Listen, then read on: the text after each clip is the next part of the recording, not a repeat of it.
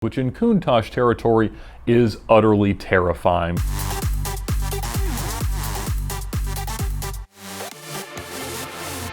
So I cannot stand exotic car brokers. From the perspective of being an exotic car dealer, you're kind of bombarded with these third parties that try to insert themselves into transactions and just fail to add any real value or facilitate the transaction in any way. But since I've left the dealership, I've gotten bombarded with kind of two types of requests. One is, will you help me start an exotic car dealership? And the other is, will you just help me sell my car?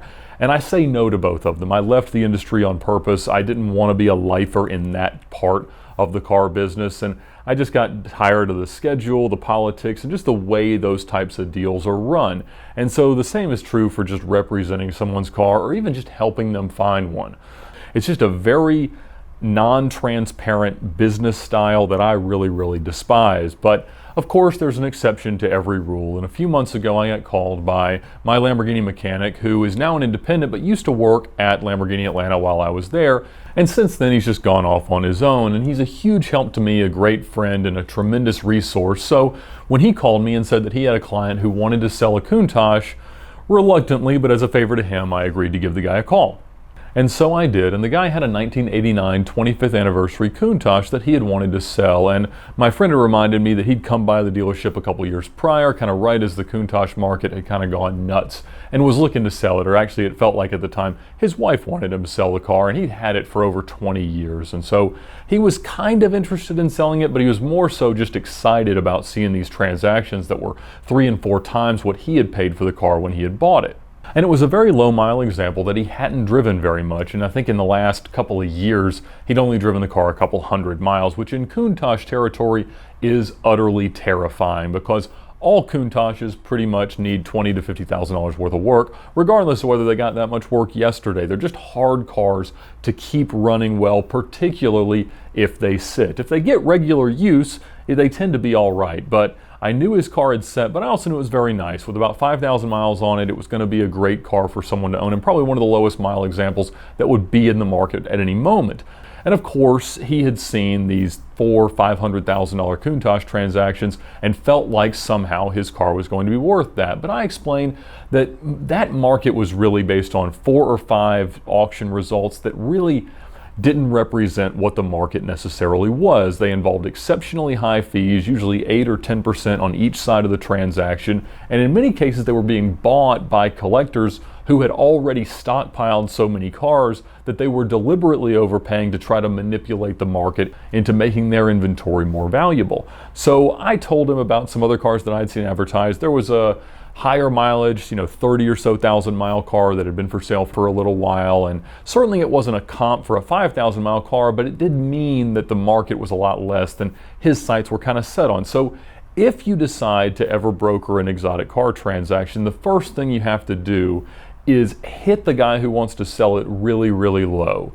My first thing to him was, if you're looking for a dealer to just write you a check for this car, I think they're going to pay $175 to $190 grand. Because I think, knowing that they need to generally make money within 90 or 120 days on this car, that's all they could stand to pay, because I think the car ends up selling in the low to mid 2s.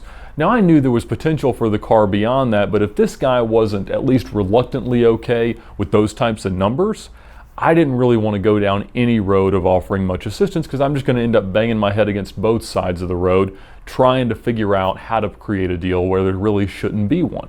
And to my surprise, he really wasn't that offended at those numbers. And so I kind of came back and said, look, if I got you less than 200 grand, you shouldn't pay me anything. And in my opinion, you probably shouldn't take it unless you're really just desperate to get rid of the car. If we start getting up towards 225, a low commission is perfectly justified. And whatever you give me, I'm going to split with our mechanic who put you in touch with me, because I'm really doing this as a favor to him.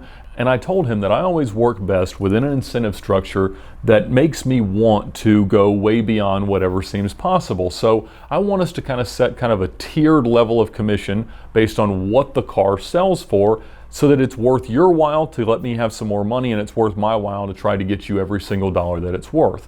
Anyone can get access to a car. Very few people can get access to a set of buyers who can all enter bids or at least participate in the marketing of a car. So I had a guy in South Florida who I knew was going to be a good candidate for the car, and I called him first, and I offered him at that point that he could be my only call if he would step up and pay what we felt like the car was worth. And of course, in the opposite way that I addressed the seller, I gave him an astronomical expectation from the seller and let him know that we're going to have to work on this. So I said, which was not untrue, that this guy thought the car should sell for 400 grand, so he wanted 350. And I said that obviously I don't believe the car is worth that, and I know you won't either, but let's talk about what it really is worth, and then we can kind of work down from there. And he was amicable to that arrangement and appreciative that I had given him a chance, and so he was willing to make me an offer. And unsurprisingly, he thought that the right money was probably something like 2.25, but he didn't really think he was going to be able to steal it for that, and I assured him that wasn't going to happen. And then he said, well, maybe it stretches a little bit, maybe it even does get to 250 if it's as nice as the guy's saying it is. I said, okay, well, I think we're in the right ballpark, and so before I call anyone else or need anything else from you, let me go see the car in person, take some pictures, and send you everything that I can. So after a few days, I went over to the owner's house and I took a few pictures and a video of the car running and wanted to make sure that I could very accurately depict the current condition of the car to this guy who I was trying to get to pay up for it. And I assured the customer that, you know, we got a good shot at this. I mean, it's the right guy for the right car, and I think you're ready to move it. So I think we're going to be able to create a car deal here. So as I got all the information to the guy who wanted to buy it, he was very pleased with the condition. It was as we'd talked about, and I told him, look, if it weren't, I wouldn't want to deal with it because it's just not worth my time. Because as a broker who's putting himself into a transaction, it can come back on you. You could become accused of representing bad cars or trying to do things that were sneaky or underhanded. And I explained to him, look, this guy's going to pay me a commission based on what you pay. I'm not needing you to pay me anything extra. I'm not going to ask for that. He knows that I'm not going to do that either. I'm trying to create a world where you two can make a car deal. And if I could not be involved, I'd choose that. But this is what it's going to take for me to help. And he was appreciative. And he agreed to buy it at a very strong number. And I'm not going to say what that was because I want to respect his ability to make money on the car. And I believe he can. I don't think he's going to make a killing, but he paid a strong but good number for the car and got my guy what he needed. And it seemed like everyone was happy. But then I ran into the unending problem with being an exotic car broker. You have very little leverage. I had certainly concealed the identities of each party from each other, but at some point I had to divulge that so that they could make a deal. And at the 11th hour, the seller said, my wife won't let me pay the increased commission that you asked for if we went beyond what either of us believed we were going to be able to get for the car. And since we'd hit that number, I was entitled to a couple % more as a commission. He still netted a lot more money, but it made me a little bit more and it made my mechanic a little bit more. So I was excited about that possibility. But of course, he comes back with a take it or leave it, I just can't pay you more than what we had set as the baseline commission. And every single part of me wanted to let it blow up and tell everyone that the deal was off and that I never wanted to hear from this guy ever again. But I knew that the amount of money mattered a lot to my friend, the mechanic, and so reluctantly, I agreed to the deal. And as I had set up the deal, I had made every step to have our commission structure and all the details of the transaction very explicitly defined in the text message conversation that we were using. And of course, I can see the point that perhaps a lawyer-developed, fully written out and signed binding agreement might have been easier to enforce, but if someone's going to make the classless decision of trying to renegotiate after the terms are set and the deal is ready to consummate, they're going to be the kind of person to make you sue them over something like that. So with the only option at that point being taking him to magistrate court to seek damages for partial breach of contract, no one's going to do that. And he knew that. And so again, having no leverage is one of the most difficult parts of being in that position.